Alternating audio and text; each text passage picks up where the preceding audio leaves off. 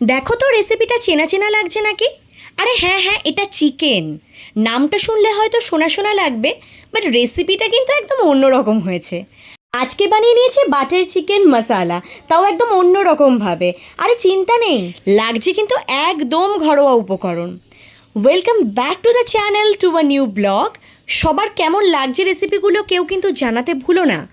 আর আমার ভিডিওগুলো ভালো লাগলে সবার সাথে শেয়ার করতেও একদম ভুলো না। একঘেয়ে বাটার চিকেনের পদ্ধতিকে গুলি মেরে আজকের রান্নাকে দিলাম একটু নতুনত্ব ধাঁচ। আমার কাছে বাটার চিকেন মানেই হচ্ছে সাদা কালার, কিন্তু আজকে সবার কথা মাথায় রেখে একটু রেস্টুরেন্টের মতো করে করলাম। কিছুটা চিকেন আমি নিয়ে নিয়েছিলাম, তার মধ্যে কিছুটা পরিমাণে টক দই, যেটা তোমরা দেখলে, সেই পরিমাণ মতো টক দই দিয়ে ভালো করে মেখে নিলাম। ওপরে দিচ্ছি সামান্য একটু নুন, ওই ধরো হাফ টিস্পুন মতো, আর দিচ্ছি সামান্য একটু গোলমরিচ বা ব্ল্যাক পেপার দিয়ে ভালো করে মেখে 1 ঘন্টার জন্য ম্যারিনেট করতে আমি রেখে দিয়েছিলাম। তোমরা চাইলে দইটা কিন্তু অ্যাভয়েড করতেই পারো, নর্মাল ম্যারিনেট করে রেখে দিতে পারো। আমার মনে হয়েছিল একটু অন্যভাবে করব, তাই আজকে দই অ্যাড করেছি। তার ঠিক পরেই দিয়ে দিয়েছি 3 টিস্পুন মতো পেঁয়াজ বাটা, আর দিয়েছি 1 টিস্পুন মতো আদা রসুন বাটা। ব্যাস, ভালো করে ম্যারিনেট করে নিলাম। নিয়ে ওই যে বললাম 1 ঘন্টার মতো করে আমি সাইডে রেখে দিয়েছিলাম, এটা নিজের মতো করে ম্যারিনেট হোক। এবার কড়াইতে নিয়ে নিয়েছি কিছুটা সাদা তেল, আর তারপরেই দিয়ে দিয়েছি কিছুটা মতো বাটার, যেটা তোমরা দেখতেই পেরে একটা বড় টেবিল স্পুনের 1 টেবিল স্পুন মতো বাটার আমি তেলের সাথে দিয়ে দিয়েছি। এবার আস্তে আস্তে বাটারটা ভালো মতো তেলের সাথে গলে গেল। তার ঠিক পরেই কিছু কুচনো পেঁয়াজ আমি দিয়ে দিয়েছিলাম। ওই ধরো একটা বড় মতো পেঁয়াজ দিয়ে দিলাম, কারণ পেঁয়াজ বাটা তো রয়েইছে, তাই পরিমাণ মতো একটাই বড় পেঁয়াজ কেটে কুচি কুচি করে আমি দিয়ে দিয়েছিলাম কিছুটা বেরেস্তা হওয়ার জন্য। আজকের বাটার চিকেনে কিছুটা বেরেস্তা আমি ইউজ করব। ঠিক এর পরের স্টেপে দেওয়ার জন্য কিছুটা মতো রসুন, ওই ধরো 6-7টা মতো রসুনের কোয়া আমি একদম ফাইন চপ করে নিয়েছিলাম, আর একটু পেঁয়াজ নিয়ে আমি একদম ফাইন চপ করে নিয়েছিলাম। যাই হোক, বেরেস্তাটা রেডি হয়ে যাওয়ার পরে ওই তেলেই দিয়ে দিলাম গোটা গরম মশলা, দিয়ে দিয়েছি ছোট 2টো এলাচ, বড় এলাচ, দারচিনি, লবঙ্গ, সামরিচ, তেজপাতা আর শুকনো লঙ্কা। ব্যাস, এবার ভালো করে একটু সতে করে নিতে হবে। আস্তে আস্তে সতে হয়ে যাওয়ার পরে যে রসুনগুলো আমি কুচি কুচি করে ফাইন চপ করে রেখে দিয়েছিলাম, সেগুলো ওর মধ্যে নিয়ে নিলাম।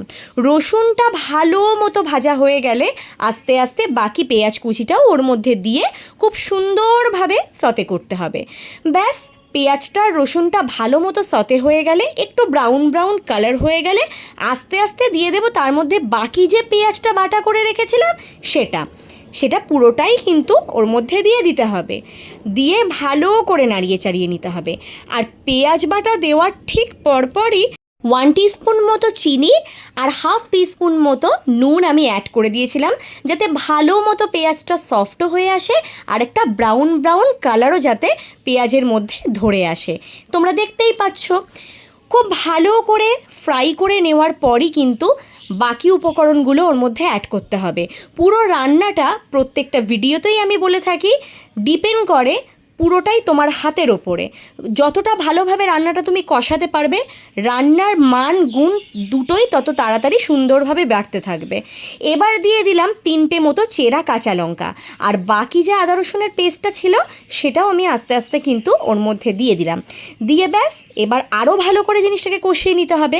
কালারটা পুরোপুরি চেঞ্জ হয়ে আসলে ম্যারিনেটেড চিকেনটা কিন্তু আমি আস্তে আস্তে ওর মধ্যে দিয়ে দিলাম। দেখো কি সুন্দর দেখতে লাগছে। এইভাবে ম্যারিনেট করে 1 ঘন্টা রেখে দিলে চিকেন রান্না করতে কিন্তু খুব কম টাইম লাগে।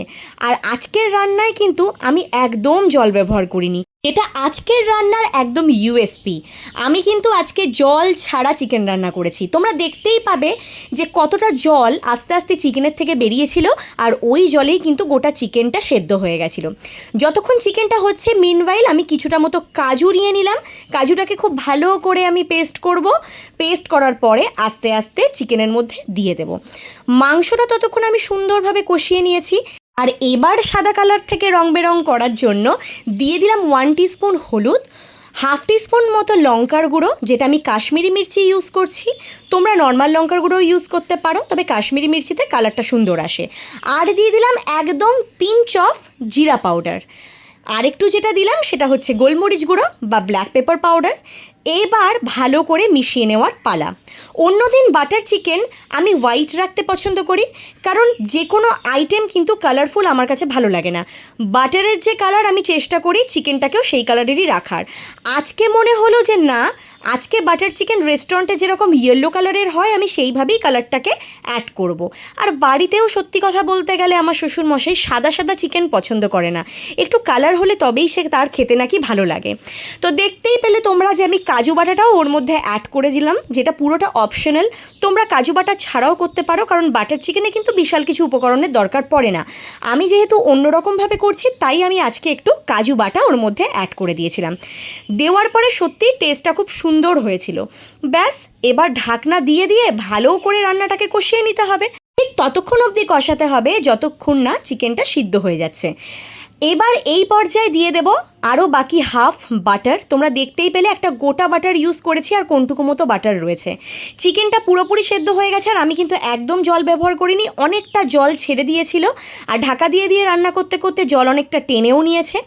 লাস্টে নামানোর আগে কিছুটা মতো গোলমরিচ আমি অ্যাড করলাম, দিয়ে দিলাম একটু সামান্য গরম মশলা, যেটা এই চিকেনের টেস্টটাকে আরও অদ্ভুত তৈরি করবে। আর দিয়ে দিলাম কিছুটা মতো কাসুরি মেথি, হাতে ভালো মতো ক্রাশ করে। কাসুরি মেথি একটা অন্য রকমের ফ্লেভার নিয়ে আসে রান্নায়। এবার যে বেরেস্তাটা আমি আগেই বানিয়ে রেখেছিলাম তার থেকে ঠিক 1 টিস্পুন মতো বেরেস্তা আমি তার মধ্যে দিয়ে দিলাম। চিকেনটাকে ভালো করে এবার একটু মিশিয়ে নেব। মিশিয়ে নেওয়ার পরে আস্তে আস্তে এবার একটা সার্ভিং প্লেটের মধ্যে আমি কিন্তু নামিয়ে নেব। নিয়ে ওপর থেকে একটা চেরা কাঁচা লঙ্কা চিকেনের মধ্যে ডুবিয়ে রেখে দিলাম, এতে খুব সুন্দর একটা স্মেল আসবে। আর বাকি যে বেরেস্তাটা আমি করে রেখেছিলাম সেই বেরেস্তাটা কিন্তু ওপর থেকে সুন্দর করে ছড়িয়ে দিলাম। কি হয়েছে তো অন্যরকম দেখতে, মাখো মাখো করে বাটার চিকেন মশলা কিন্তু একদম রেডি। হ্যাঁ, এবার অনেকেরই মনে হতে পারে যে বাটার চিকেন তো অন্যরকমভাবে হয়, আমি কিন্তু আজকে করেছি বাটার চিকেন মশলা, কারণ রান্না নিয়ে এক্সপেরিমেন্ট করতে বরাবরই আমার খুব ভালো লাগে। তবে তোমরা যদি অথেন্টিক ওয়েতে আরও বাটার চিকেন দেখতে চাও তাহলে তার জন্য কিন্তু আমাকে কমেন্ট করতে হবে, আমি ডেফিনেটলি সেভাবেও তোমাদেরকে বানিয়ে দেখাবো।